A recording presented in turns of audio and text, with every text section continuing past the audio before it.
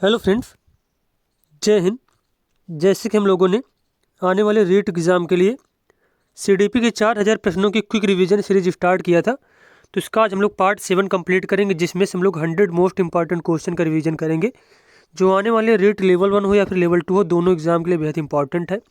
और अगर आपको वीडियो अच्छा लगे तो चैनल को सब्सक्राइब करें, वीडियो को लाइक करें, कमेंट करें। तो चलिए देखते हैं। यहाँ पर क्वेश्चन दिया गया है, निम्न में से कौन सा कारक किशोरावस्था में बालक के विकास को प्रभावित करता है? खान पान, वंशानुक्रम एवं नियमित दिनचर्या। जिस विधि के द्वारा बालक को आत्मनिर्देशन के माध्यम से बुरी आदतों को छुड़वाने का प्रयास किया जाता है, वह विधि कौन सी है? आत्मनिर्देशन विधि।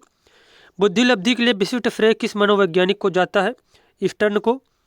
बालक के सामाजिक विकास में सबसे महत्वपूर्ण कारक कौन सा होता है? वातावरण। अगला क्वेश्चन यहाँ पे है, संवेगात्मक विकास की किस अवस्था में तीव्र परिवर्तन होता है? किशोरावस्था में। चरित्र को निश्चित करने वाला महत्वपूर्ण कारक है मनोरंजन संबंधी कारक। जिस आयु में बालक की मानसिक योग्यता का लगभग पूर्ण विकास होता है, वह है 14 वर्ष की आयु। सामान्य बुद्धि बालक प्रायः किस अवस्था में बोलना सीख जाते हैं? 11 माह में। निम्नांकित पद्धति व्यक्तिगत भेद को ध्यान में नहीं रखकर शिक्षण में प्रयुक्त की जाती है। व्याख्यान विधि, मतलब व्याख्यान विधि को जो व्यक्तिगत भेद को बिना ध्यान में रखे हुए यूज किया जाता है। शारीरिक रूप से व्यक्ति व्यक्ति के मध्य जो भिन्नता दिखाई देती है वह कहलाती है बाहरी भिन्नता। बाह्य रूप से दो व्यक्ति एक समान हैं, लेकिन वे अन्य आंतरिक योग्यताओं की दृष्टि से समरूप नहीं है, ऐसी व्यक्तिगत भिन्नता कहलाती है आंतरिक भिन्नता। व्यक्तिगत शिक्षण में निम्नलिखित विधि काम में नहीं आती है। सामूहिक शिक्षण विधि जो है व्यक्तिगत शिक्षण विधि में काम में नहीं आती है। मोटे रूप में व्यक्तिगत विभेद को कितने भागों में विभाजित किया गया है? 2 भागों में।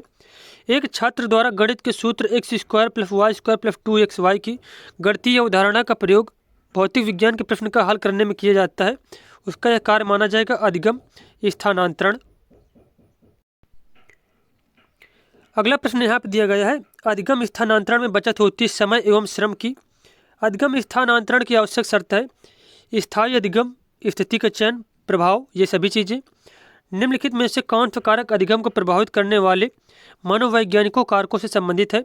उचित प्रतिचारों का चुनाव, प्रक्रिया की प्रभावशीलता, रुचि, ये सभी चीज़ें। एक बालक गणित सीखने में रुचि नहीं रखता है, इसलिए वह गणित में कमजोर है। यह कारक अधिगम को प्रभावित करने वाले कारकों में से किस कारक से संबंधित है? मनोवैज्ञानिक कारक से। निम्नलिखित में कौन सा कारक शारीरिक कारक से संबंधित है जो कि अधिगम को प्रभावित करते हैं? विकलांगता, दृष्टि दोष एवं श्रवण दोष। 3 वर्ष का बालक साइकिल चलाना नहीं सीख पाता, इसका प्रमुख कारण है आयु एवं परिपक्वता का अभाव। निम्नलिखित में कौन सा कारक अधिगम को प्रभावित करने वाले सामाजिक कारकों से संबंधित है? शिक्षित समाज, सामाजिक प्रशंसा, सामाजिक नियमों का प्रभाव। एक बालक कक्षा में इसलिए अनुपस्थित रहता है कि उसके माता पिता उसे गृह कार्य नहीं करने देते हैं तथा उसे अपने निजी कार्यों में लगाते हैं, इसका प्रमुख कारण माना जाएगा अशिक्षित समाज का होना, शिक्षा के महत्व को न जानना, अभिभावक का अशिक्षित होना। अगला क्वेश्चन है, एक बालक विभिन्न प्रकार के लोकगीतों को सरलता से सीख जाता है जबकि उसको कक्षा में सीखने में कठिनाई होती है, इसका प्रमुख कारण है सांस्कृतिक परंपराओं से प्रेम होना, सभ्यता एवं संस्कृति से लगाव होना। जलवायु एवं स्थान के आधार पर अधिगम का प्रभावित होना सम्मिलित किया जा सकता है पर्यावरणीय कारकों में। सूर्य वास्तविक स्थिति का आकस्मिक, निश्चित और तात्कालिक ज्ञान है, यह कथन है गुड का। व्यवहारवाद की उत्पत्ति कहाँ से मानी जाती है? अमेरिका से। व्यवहारवाद के प्रमुख समर्थक थे वाटसन। संरचनावाद के विकास में सर्वाधिक योगदान माना जाता है विलियम वुंट का। वुंट ने सबसे पहली अपनी मनोवैज्ञानिक प्रयोगशाला किस सन में स्थापित की थी? सन 1879 में। 1879 में कहाँ पे? जर्मनी में। जर्मनी के लिप्जिंग शहर में। अगला क्वेश्चन यहाँ पे है, मनोवैज्ञानिक स्पीयरमैन के अनुसार बालक की बुद्धि का अधिकतम विकास किस उम्र में होता है? 14 से 16 वर्ष की उम्र में। इस बात पर कोई मतभेद नहीं हो सकता है कि किशोरावस्था जीवन का सबसे कठिन काल है, यह कथन किलपैट्रिक का। विशिष्ट बालक में प्रमुख विशेषता है साधारण बालकों से भिन्न गुण एवं व्यवहार वाला बालक होना। प्रतिभाशाली बालक की विशेषता है तर्क, स्मृति, कल्पना, आदि मानसिक तत्वों का विकास उदार एवं हंसमुख प्रवृत्ति के होते हैं, दूसरों का सम्मान करते चिढ़ाते नहीं हैं।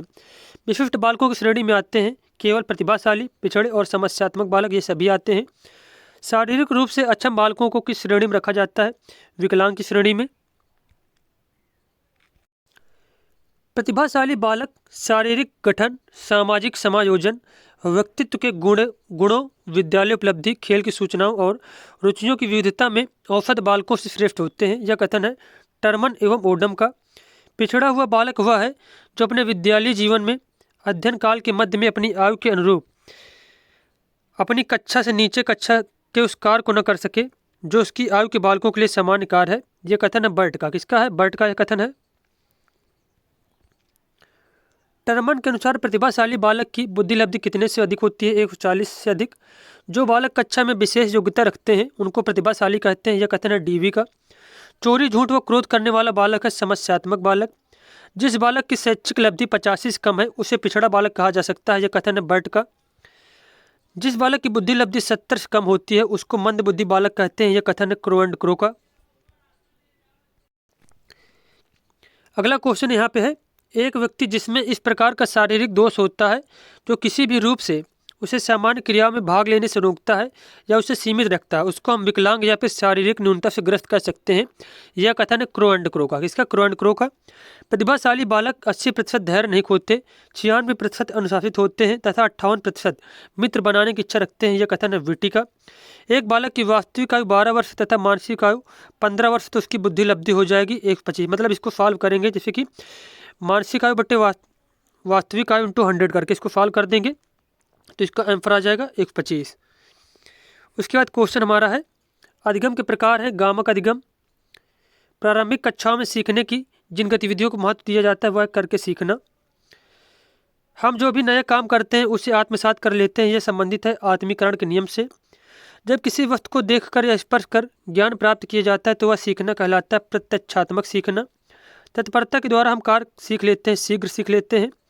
अधिगम को प्रभावित करता है कक्षा का मनोवैज्ञानिक वातावरण। अगला क्वेश्चन यहाँ पे है, मंदबुद्धि बालकों में अधिगम स्थानांतरण मंद गति से होने का कारण माना जाता है बुद्धि लब्धि एवं स्मृति का अभाव। अधिगम स्थानांतरण के लिए शिक्षक द्वारा छात्रों को प्रशिक्षण देना चाहिए पृथक रूप से। शिक्षक को उचित स्थानांतरण के लिए सर्वप्रथम जागृत करना चाहिए छात्रों के पूर्व ज्ञान को एवं छात्रों के पूर्व अनुभवों को। ऋणात्मक स्थानांतरण को रोकने का उपाय है भ्रमपूर्ण परिस्थितियों पर ध्यान देना। अगला क्वेश्चन यहाँ पे है, व्यक्तित्व के निर्माण का महत्वपूर्ण साधन है सहयोग। अधिगम या व्यवहार सिद्धांत के प्रतिपादक है क्लार्क हल। अधिगम की सफलता का मुख्य आधार माना जाता है लक्ष्य प्राप्त की उत्कृष्ट इच्छा। शिक्षा मनोविज्ञान में जिन बालकों के व्यवहार का अध्ययन किया जाता है वह है मंदबुद्धि, पिछड़े हुए एवं समस्यात्मक बालक। अधिगम का मुख्य चालक कहलाता है अभिप्रेरणा। समंजन की प्रक्रिया गतिशीलता। अधिगम का मुख्य नियम है तत्परता। जैसे कि अधिगम के जो मुख्य नियम 3 मुख्य नियम थे जो दिए गए थे थॉर्नडाइक के द्वारा, तत्परता, प्रभाव और अभ्यास का नियम। उसके बाद अगला क्वेश्चन यहाँ पे है, सीखने का स्थानांतरण जब संभव होता है जब एक कार्य सीखना अथवा निष्पादन दूसरे कार्य के सीखने अथवा निष्पादन में लाभ या हानि पहुँचाता है। यह कथन किसका? डीज का। स्थानांतरण के लिए प्रमुख रूप से आवश्यक है स्थायी अधिगम। अधिगम स्थानांतरण के लिए अधिगमकर्ता में योग्यता होनी चाहिए सही स्थिति चयन की। अगला क्वेश्चन यहाँ पे है, स्कूटर चलाने में साइकिल चलाने का पूर्व ज्ञान सहायक सिद्ध होता है। यह उदाहरण है धनात्मक स्थानांतरण का। एक छात्र हिंदी के 7 के अंक को अंग्रेजी के 6 के अंक के मध्य भ्रमित हो जाता है तथा गणित विषय में अपने जोड़ एवं घटाव गलत कर लेता है। यह किस प्रकार का स्थानांतरण है? ऋणात्मक स्थानांतरण। पूर्व ज्ञान का प्रयोग जब किसी अधिगम प्रक्रिया में सहायता या बाधा उत्पन्न नहीं करता है तब माना जाता है शून्य स्थानांतरण। सीखने की प्रक्रिया के अंतर्गत स्थानांतरण में सहायक तत्व होते हैं प्राप्त विचार, अनुभव और निपुणता। उसके बाद क्वेश्चन है, निम्नलिखित में कौन सा सिद्धांत अधिगम स्थानांतरण के प्राचीन सिद्धांत से संबंधित है? मानसिक शक्तियों का सिद्धांत, औपचारिक मानसिक प्रशिक्षण का सिद्धांत। स्थानांतरण के समरूप तत्वों के सिद्धांत प्रणेता है थॉर्नडाइक। स्थानांतरण के सामान्यीकरण के सिद्धांत के प्रणेता है CH जड़। आदर्श एवं मूल्यों को अधिगम स्थानांतरण प्रक्रिया में किस मनोवैज्ञानिक ने महत्व दिया था? WC बागले ने।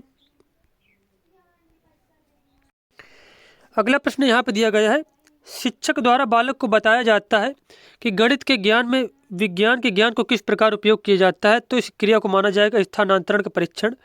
सफल स्थानांतरण प्रक्रिया के लिए विद्यालय में शिक्षक को ज्ञान होना चाहिए स्थानांतरण की प्रक्रिया का। सफल स्थानांतरण के लिए छात्रों को मिलना चाहिए उचित प्रशिक्षण। स्थानांतरण की श्रेष्ठता के लिए छात्रों के लिए आवश्यक है सैद्धांतिक ज्ञान एवं व्यवहारिक ज्ञान। स्थानांतरण प्रक्रिया की सफलता के लिए आवश्यक है समरूप तत्वों का चयन होना। विज्ञान विषय में अधिगम्य स्थानांतरण प्रक्रिया के रूप में बालक द्वारा सर्वाधिक किस विषय के ज्ञान का प्रयोग संभव है? गणित का। पर्यावरणीय अध्ययन में सामान्य रूप से अधिगम्य स्थानांतरण हेतु किन विषयों का प्रयोग संभव है?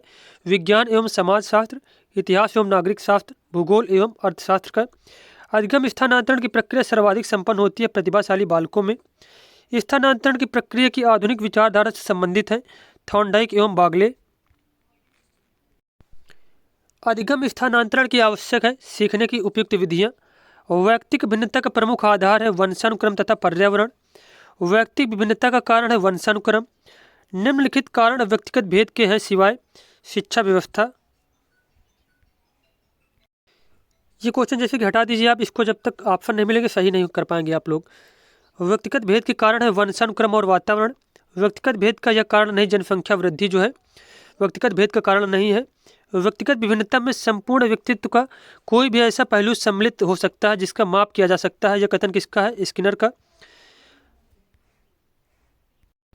अगला प्रश्न यहाँ पे है, अन्य बालकों की विभिन्नताओं के मुख्य कारणों को प्रेरणा, बुद्धि, परिपक्वता, पर्यावरण संबंधी उद्दीपन की विभिन्नताओं द्वारा व्यक्त किया जा सकता है। यह कथन किसका है? गैरिसन व अन्य का। विद्यालय का यह कर्तव्य है कि वह प्रत्येक बालक के लिए उपयुक्त शिक्षा की व्यवस्था करे, भले ही वह अन्य सब बालकों से कितना ही भिन्न क्यों न हो। किसने लिखा है? यह कहा है क्रो ने। असामान्य व्यक्तित्व वाले बालक होते हैं प्रतिभाशाली। भय अनेक बालकों की झूठी बातों का मूल कारण होता है। यह कथन किस मनोवैज्ञानिक का? स्ट्रैंग का। प्रतिभाशाली बालकों की बुद्धि लब्धि होती है 130 से अधिक। पिछड़े बालक वे होते हैं जो किसी बात को बार बार समझाने पर भी नहीं समझते हैं। प्रतिभाशाली बालक की विशेषता इनमें से कौन सी है? साफी जीवन पसंद करते हैं, खेल में अधिक रुचि लेते हैं, अमूर्त विषयों में रुचि लेते हैं। शैक्षिक पिछड़ापन अनेक कारणों का परिणाम है। अधिगम में मंदता उत्पन्न करने के लिए अनेक कारण एक साथ मिल जाते हैं। यह कथन किसने दिया है? कुप्पुस्वामी ने। नेक्स्ट क्वेश्चन यहाँ पे दिया गया है, कोई भी बालक जिसका व्यवहार सामान्य सामाजिक व्यवहार से इतना भिन्न हो जाए कि उसे समाज विरोधी कहा जा सके, बाल अपराधी। यह कथन किसका? गुड का। बाल अपराध के प्रमुख कारण है आनुवंशिक कारण, शारीरिक कारण, मनोवैज्ञानिक कारण। समस्यात्मक बालकों के प्रमुख प्रकारों में किसको सम्मिलित नहीं करेंगे? अनुशासन में रहने वाले बालक को।